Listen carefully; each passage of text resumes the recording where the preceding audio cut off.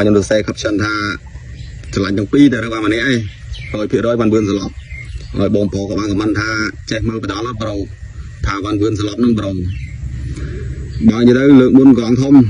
អញ្ចឹងបានវឿនឯងងើប្រួចលើកនេះកងចេញបរៀមប៉ាំងសាត់ហើយដល់ធ្លីធំសុបហើយហ៊ានតែចូលចាប់វាយជង្គង់មុននឹងចាប់វាយជង្គង់បានគឺ3 4ដៃបាពេទេបាយបានវឿនអត់ចេះបោះជង្គង់កាត់ទេអញ្ចឹងពេទេបុកចូលស្រួលណាបុកចូលវាយពុតទឹកស្រួលណា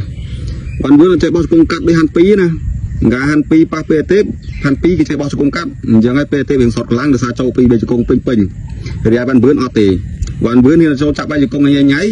មុននឹងចាប់វាយបានគឺ3 4ដៃបាពេទេហើយដៃលើកនេះមិនមែនកងធំទេគឺកងចេញបរៀម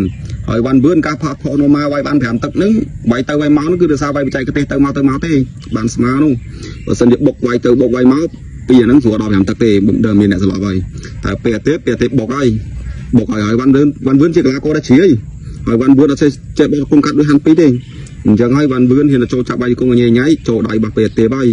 100%គឺឃ្លីធំសុបមកហ៊ានទៅចូលញ៉ៃណា